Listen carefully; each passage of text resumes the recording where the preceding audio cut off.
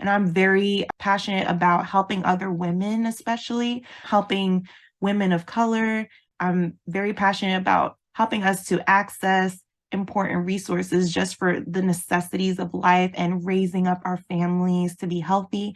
Greetings, Apreneurs. Welcome to the Authorpreneur Secrets podcast, the show that uncovers the secrets to win with books beyond book sales and dominate authorpreneurship.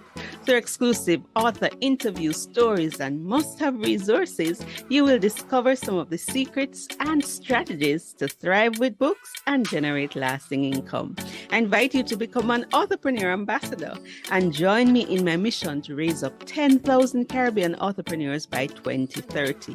Spread the word about the podcast and encourage more people to increase their impact and income with books beyond book sales. Without further ado, let's get into the show. It's the Authorpreneur Secrets podcast, and I'm your host, C. Ruth Taylor. And today I have with me another inspiring author interview. I have with me Imani Ackerman. She calls herself a Bible geek. She's a licensed minister, turned entrepreneur, and author. She's also a grant writer. She's the wife to a handsomely bearded youth pastor. And she's also a mother. She's based in New York, but I brought her here specifically because of her story, going to school, being a mother, and the title of her book, How to Have It All, where she shares the secrets of the Proverbs 31 woman. And I want to say, welcome to the show, Imani. Thank you. Thank you so much. I am so grateful for the opportunity. You are literally doing such amazing work all over the world with your podcast and with your platform. So thank you. Oh my goodness. Well, I am just simply honored to have you. Your father recommended that we connected some time ago. He's also an author, coachman. And now, after so many years, we are finally doing it. So this podcast is primarily Caribbean based. And so I want to know, have you ever been to any part of the Caribbean? Do you have any Caribbean connection? Tell our audience. Yes, so definitely been to parts of the Caribbean. My mom is actually Jamaican, so Ah. my dad's Guyanese, which they lump in with the West Indies. But yeah, so I've been to Jamaica a few times and to visit family. And then I went one time for a missions trip as a high schooler, and that's where my husband and I became friends. We were in youth group together, and that's when okay, if I may, a funny story. So Yes. my husband, he's Caucasian, he's white, but I think he's more Jamaican than I am in the sense that his uncle's wife, his aunt, is Jamaican. And before we were going on this missions trip together, I'm thinking, first of all, I'm the only Black girl going on the trip. I'm the only one of Jamaican blood descent going on the trip. So I'm bragging about the food and I'm saying, oh, I can't wait to have curry and this and that. And then my now husband says, this white boy, oh yeah, I can't wait to have ackee and saltfish. And I look over at him, you know about ackee and saltfish? And he's like, oh yeah, my aunt is Jamaican. And then my eyes were just like, who is this man, Jesus? Yeah, anyway, the rest is history, but love Jamaica and hoping to go back this year for our 10th anniversary, hoping to go to Jamaica. Oh, congratulations. But our motto says out of many, one people. And I'm glad you mentioned that because a lot of persons only think of Jamaicans as Black people. And yes, 90% of us are of African descent, but we are out of many, one people, Europeans, Indians. And that reminds me of my mission trip when I was in Zambia in 2013. We had a white missionary there from Jamaica on the trip. And, Wow. Oh my even goodness. as Jamaicans, out of many one people, but every now and again, sometimes when you meet, the white Jamaicans, you're like, are you really Jamaican? So I totally get it. I Yes. totally get it. All right. So talk to us about your author journey. How did you get into writing? Writing has been a gift from God from when I was very young. My mom said that in kindergarten, I wanted to write my own letter to Santa. I didn't want to use my teacher's template that she gave everyone. So I've been writing my whole life. And I look back and I realized that was definitely God-given. I couldn't teach someone else how to write because it just is natural. But yeah, I've always found a way to write stories, my own story through writing. And so that's how I actually started out with a blog, and it evolved, and a Bible study, and it evolved into me writing my first book. So that's how I became an author. And there are persons who convert their blogs to books, because even Sarah Jakes Roberts, it started out as a blog and then eventually a book, and it has blossomed into such an amazing woman evolve movement. And you, as a woman, you have been evolving. Before we get into the book, tell us a little bit about your personal journey of evolving as a woman, wife, mother, and then we can segue nicely into the book. Sure. First of all, to even have Sarah Jakes Roberts' name dropped in this podcast, in this episode, I love her so much.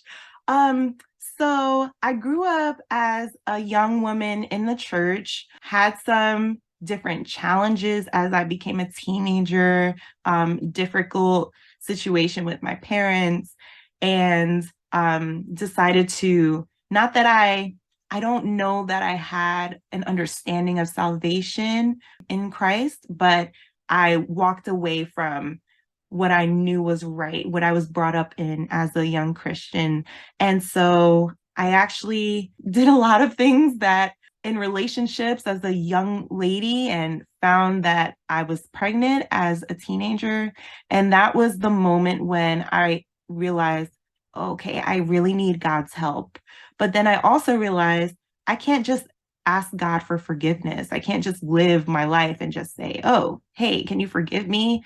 And that's when it really clicked for me. Jesus died on the cross for my sins, and he did that in advance of my life and everything he knew I was going to do, so that when I was ready to ask for his forgiveness and for a second chance at life, that he would give it to me. So I gave my life to Jesus. I repented and asked for forgiveness, and my whole life changed from then. It's really amazing. I went from being very ashamed in my choices, broken, hurt, abused, and really coming to learn to love myself, learn to set healthy boundaries. And then I decided, okay, what else should I do with my life aside from telling everyone about this love that found me and changed my life completely? And really, people who know me from high school would look back and say, "You became a pastor?" That's how big the transformation was, knowing the things that I was involved in. And I went into the ministry right out of high school. I said, "Oh, I'm going to share about Jesus. That's the only thing I know that makes sense." From there, my husband and I went into youth ministry, and we got married very young. I was 21, and we went on to have our first daughter, and then a few losses in between, our first daughter and our second daughter. And there's a whole story behind me going back to school. I don't know if you want me to share that now, but God has been so faithful in my life through the ups and downs. He has just showed me that he is present, and I would not be who I am without the Lord. And I'm very passionate about helping other women, especially helping women of color. I'm very passionate about helping us to access important resources just for the necessities of life and raising up our families to be healthy. And so that's why I do all that I do. Wow, that's quite a mouthful, but it's so inspiring because you were talking about Sarah Jakes Roberts, but you have something in common with her. You both were teen mothers, and then having to overcome that. And then you said you gave your life to the Lord, went into ministry. We have that in common because I was just so, into ministry for years, being a missionary. And part of my challenge was always, okay, there's the missions, but yet I feel called to business and things like that. And I've been single for the past 7 years, so I've not been looking into relationships since my broken engagement. But sometimes I do struggle with the thought. And I've seen examples, like when I watch Hidden Figures, that these are brilliant scientists, women of faith, and they held it down in terms of having a family.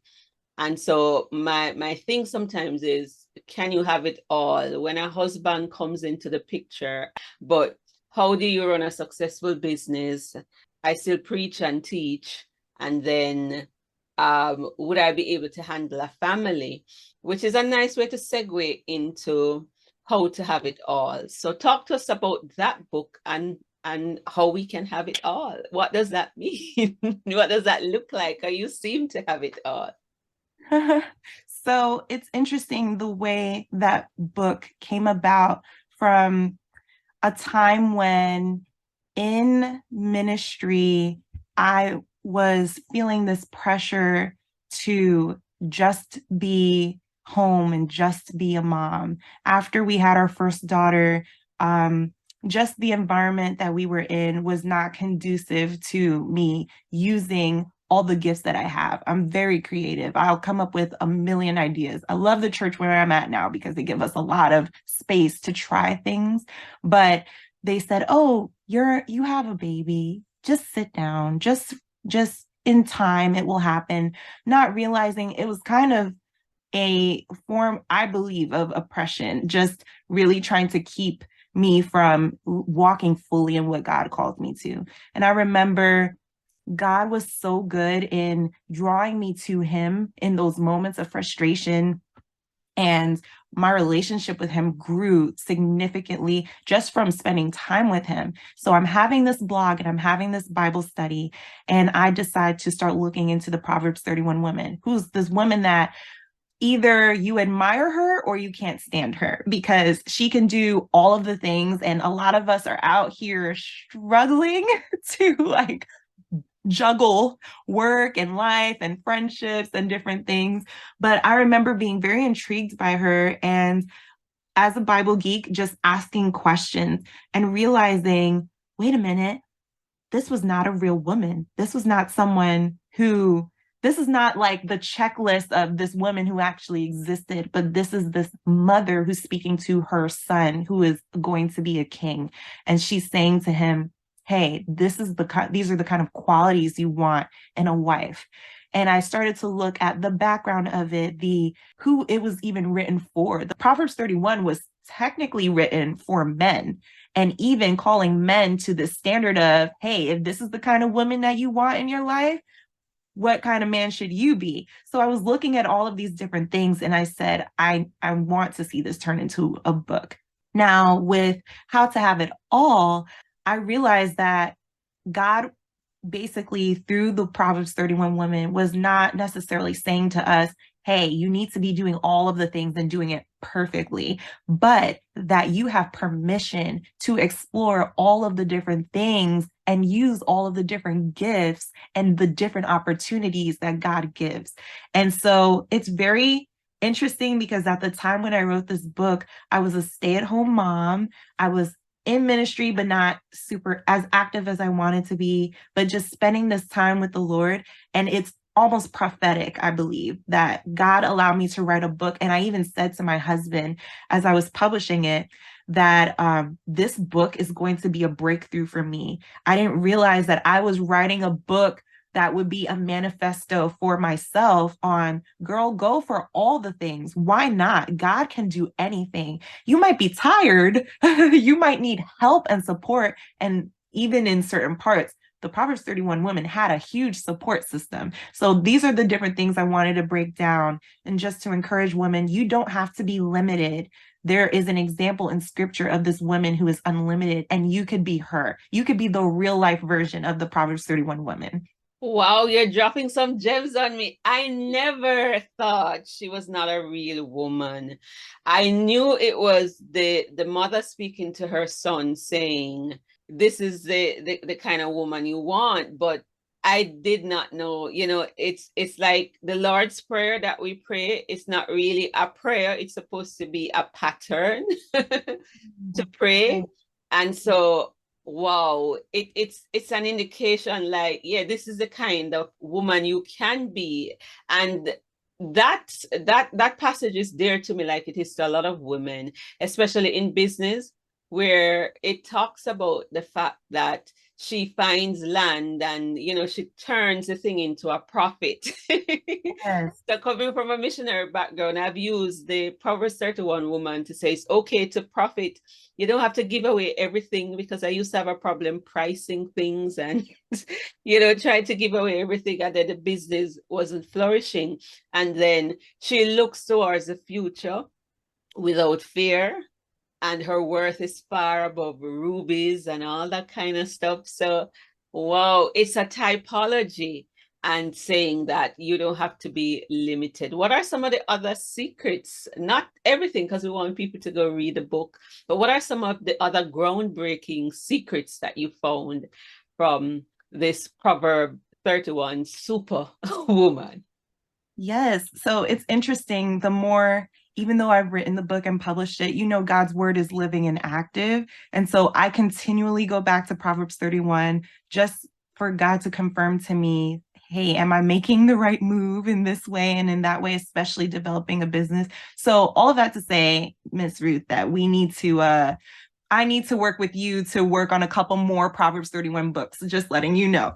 But one that really was powerful for me, one of the first, when you look at Proverbs 31, it starts at verse 10, and then verses 11 and 12 talk about the husband's confidence in her. And for me, that was very impactful because I saw that basically, especially being in an environment where I was looking for the approval of man. Ultimately, God was saying, hey, you're covering, like that's the main person who you need to be in agreement and in alignment with, my husband being my covering, or it could be a pastor or someone else who is just an influential leader in your life who God has placed in your life. I would even say some of us don't have personal relationships with our mentors. We might know them through like books and different things. But the Proverbs 31 woman having that covering allowed her to flourish. And so it was important for me to have my husband's covering so that when he says, yes, Imani, go for it, then I was going to just run with it. And it also goes on to say that he has no need of spoils. So I recognize that when we have that covering and support to pursue the things that God has put on our heart, we plunder the enemy. We plunder, it says, has no need of spoils. So spoils is like the plunder, the leftovers of a battle. So by us living in our purpose, we reap these spoils for our family that our husbands are the people connected to us don't have to go out and get these things. It's very, very powerful for a woman to walk fully in her calling and in her gifts and the things that God has given her to do. So that was huge for me, and it continues to be huge for me. Wow, this is so huge. I feel like I need to sit at your feet and just learn all about the Proverbs 31 woman and just about, women having no limits. So I want to thank you for writing that book. And as you talk about the book being prophetic, sometimes as you write, it's not just you writing, it is God giving you a message for you that you can go back to, and also a message that benefits others. And so if there's a woman out there struggling, especially Christian women, because the church is still divided as it relates to the role of women, what women can or cannot do, and they're wondering how far can they go, what word would you have for them? God is able to do exceedingly and abundantly above all that we ask or think, according to his power working in us. Like he wants to do unlimited things through us. And so, yes, I I empathize with that, the limitations that the world and sometimes the church puts on us. But if you can see it in your mind, if you can imagine it, God can do more. So I would say prayerfully go for it. Like invite the Lord into that process of, I have this dream. How do I bring it to fruition? It might change along the way, but I can promise that it will be better than what you even dreamed. There are things that I once thought, oh, I really want to do this, and started to take those steps the with the confidence in God. And God has changed my turn me to point in the direction he wants me to go along the way. And that's not necessarily in a bad way, it's for more. I don't know if there's a better way to say that.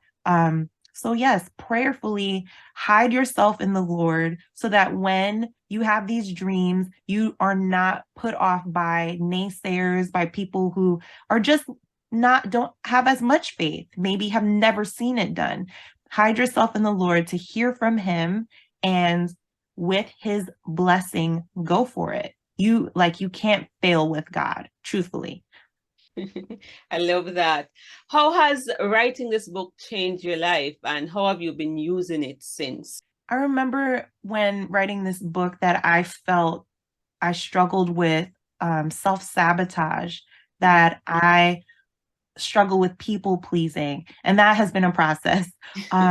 But I remember feeling like I would commit to doing things, or this was actually not necessarily that I did this, but it was spoken over me that I would commit to doing things and not follow through on them. And so this was for me proof that if I say I'm going to do it, I'm going to do it.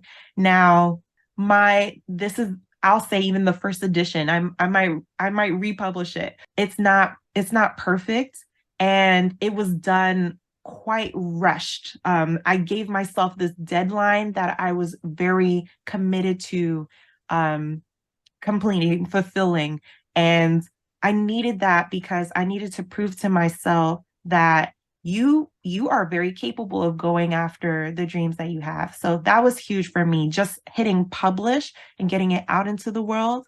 Yeah. And then it was just another level to see like that God would use the insights that he gave me in my time with him and use my story to bless other people, to see my friends and people I love and people who I didn't even realize were connected to me holding my book in their hands. It was very powerful and yeah, awesome.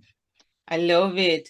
And don't worry about it not being perfect. My first book wasn't perfect. In fact, I only saw a copy of it like moments before this big launch where you had more than 100 people waiting, and there were errors. You had copies that some pages were upside down. And like the numbers weren't where they're supposed to be. And 4 years later, I republished it, changed the title and everything. But it's part of the learning journey. What it did was to give me a platform to expand my ministry and to take my message from just a small place to the masses. And that's exactly what your book is doing. I mean, the title, in terms of title, the title in itself is effective. It's a message in itself. And so I want to encourage you. I think having a revised edition would be good, because this was a prophetic message to you, and now you are living it. So, the updated version how you began to see yourself, taking off the limits. So maybe it's time for a revised edition, Ooh, I but received that's that. okay. Ooh, I received that. Amen. That is Yes, awesome. Okay. yeah. Yeah, because that's what I keep telling folks. It's not just about selling, but a book is the perfect platform for ministry, to amplify the ministry, to take the message from the four walls to the world.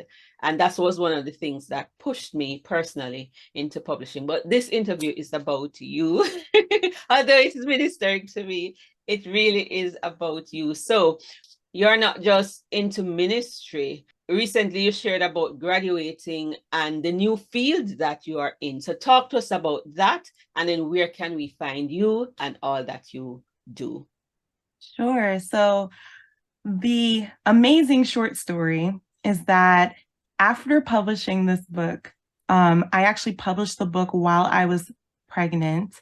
And I had I want to say a couple of losses before that, which also, to clarify, my first pregnancy as a teenager was also a loss. So this is a part of my story. I have a lot of empathy for moms, um, and just women in general. But I was pregnant when I wrote the book, and I had a loss right after publishing it. And I remember being on such a high and then feeling such a low. And I just knew it was the enemy, just trying to discourage me. And my husband and I were talking about, okay, I have been feeling this pressure from different voices in my life. Hey, you're a mom, focus on that. But knowing that God had more for me to do. Motherhood, huge ministry and calling, but also knowing there were other gifts that were being underutilized. And my husband and I, again, modeling it out, the prophecy of, hey, underneath your covering, you're going to go and reap these spoils. And so we talked about, okay, I don't want to wait anymore until I have kids to continue with the things that God is calling me to. I think I should go back to school. I didn't have a college degree because I went right into ministry school and got my licensing. And so I said, I think I should go back to school and I'll study English because I'm a writer, path of least resistance. And my husband said, okay. And we said, what if, like, are we going to remain open to possibly having another child? What if I get pregnant while in college? And he said, we'll work it out. We'll figure it out. So I got my college acceptance, and a couple weeks later found out I was pregnant again. And so it was like, do I not go to college? No, we're going to stay committed to the path. So by the time fall of freshman year came around, I started out 6 months pregnant with our second daughter and had her right before finals. Came into my finals, had her on campus breastfeeding, had my older daughter in daycare on campus. And so just have had this amazing journey, and a prayer that I prayed when I was 18 years old. It was an audacious prayer. It wasn't even an ask. It was a, God, this is what will happen. And I said, I will have a debt-free college degree. That was when I was 18 years old and not in college. And so years later, I did really well. I wasn't sure what my financial situation would be. So I said, I'm going to get all A's and I'm going to apply for scholarships. I got a full ride to my four-year university.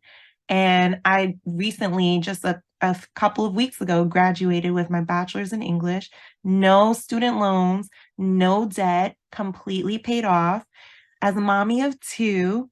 And along the way, found this amazing career that I love. I basically write scholarships for businesses and nonprofits. That's what grants are.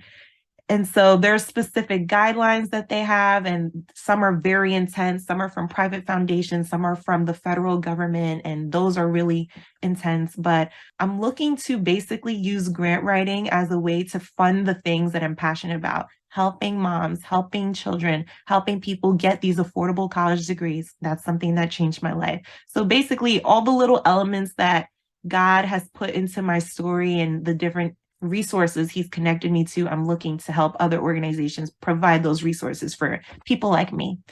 So that's my grant writing journey. Been a really blessed career. So yeah, and that's one of my main businesses. Awesome. So if we want to get grants, where can we find you and where can we find your book? Yes, so I am on LinkedIn developing my website and my consultancy and grant writing. You can find me on LinkedIn at when you put in linkedin.com/in/Imani-Ackerman. And let me know that you were connected to me through Ruth's Entrepreneur Podcast. Secrets. Yes. And then my book is on Amazon, How to Have It All, The Secrets of the Proverbs 31 Women. And you're also on Instagram. What's your Instagram handle? Yes, my Instagram handle is the Imani Ackerman. I have changed it a few times, and someone named Imani Ackerman came and took it. Who knew there were other Imani Ackermans in the world? But yes, the Imani Ackerman. All right, thank you so much. This has just been such an inspiring interview. And I trust that my listeners, you have felt the same way. And so I'm going to invite you to give me your feedback. You know, the podcast is on YouTube podcast, so you can go there and leave a comment. We'll be sharing snippets on LinkedIn and the regular podcast channel, Google Podcasts, Apple Podcasts, wherever podcasts are aired, we are there, and we'd like to have your feedback. I just love this interview and all that Imani is doing, and I know the best is yet to come. So thanks again for coming, and talk more soon. Thank you so much. God bless. Thank you. God bless you. Fremont Jamaica Limited is pleased to be associated with Ruth Taylor, and as part sponsor of your podcast, we want to congratulate you on the launch of your podcast. Certainly, the power of a good example cannot be underestimated, and what we believe you will do through this new podcast will be very valuable, not just for Jamaicans and for Caribbean people, but people all over the world. Certainly the work you're doing through Extra Mile Innovators, as well as through your work as an entrepreneur, is an excellent thing. And so we're pleased to be associated with this as a company and wish you all the best and every success for what you're seeking to accomplish through your podcast. Again, congratulations to you from Frame Art Jamaica Limited.